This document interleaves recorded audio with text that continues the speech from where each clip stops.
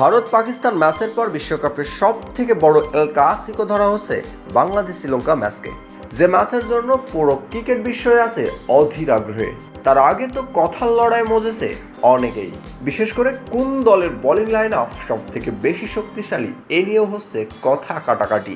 আসলে এই দুই দলের মধ্যে কোন দলের বোলাররা বেশি শক্তিশালী আর গত বিশ্বকাপের পরিসংখ্যানটাই কি বলছে, সব প্রশ্নের উত্তর এক করে জানাবো বিস্তারিত প্রতিবেদনে। ফুটবলের আর্জেন্টিনা ব্রাজিল আর ক্রিকেটে ভারত পাকিস্তান, এতদিন ক্লাসিকো বলতে এদেরকেই বুঝতো ভক্ত সমর্থকরা, কিন্তু ধীরে ধীরে বাংলাদেশ শ্রীলঙ্কার লড়াইটাও যেন ছাড়িয়ে যাচ্ছে তাদের, আরও বেশি প্রতিদ্বন্দ্বী হয়ে উঠছে সময়ের সঙ্গে সঙ্গেই। এখন ক্রিকেট বিশ্বের সব থেকে বেশি জমজমাট আয়োজিত হয় এশিয়ার এই দুই ম্যাচ। মাঠের ক্রিকেটে তো বটেই, মাঠের বাইরেও কথার লড়া হয় ভক্ত সমর্থকদের মাঝে, এমনকি 22 গজেও ক্রিকেটারদের নতুন নতুন সেলিব্রেশনে মুখরিত রাখে ভক্ত সমর্থকদের। এবারের টি-20 বিশ্বকাপে এই দুই দল একই গ্রুপে, যেখানে টাইগাররা তাদের বিশ্বকাপ মিশনও শুরু করবে লঙ্কানদের বিপক্ষে ম্যাচ দিয়েই।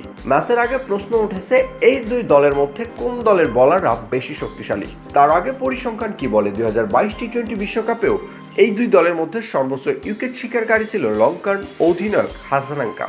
সেই আসরেও বল হাতে অসাধারণ সময় কাটিয়েছেন তিনি। 8 ম্যাচে 15 উইকেট নিয়েছিলেন এই লেগ স্পিনার, যেখানে ইকোনমি গেট ছিল 7-এর নিচে, আর প্রতি 1 উইকেটের জন্য খরচ করেছিলেন মাত্র 13 রান। এত পারফর্ম করেও সেখানে অবাক করা বিষয় হলো শ্রীলঙ্কা বাছাই পর্ব খেলেই মূল মঞ্চে এসেছিল, আর সেখান থেকে বাংলাদেশ সরাসরি বিশ্বকাপে অংশগ্রহণ করেছিল। সেদিক থেকে বিবেচনা করলে বাংলাদেশ শ্রীলঙ্কার থেকে বেশ কিছু এগিয়ে, তবে বেশ কিছু ক্রিকেটার আছে বাংলাদেশি প্লেয়ারদের থেকেও এগিয়ে।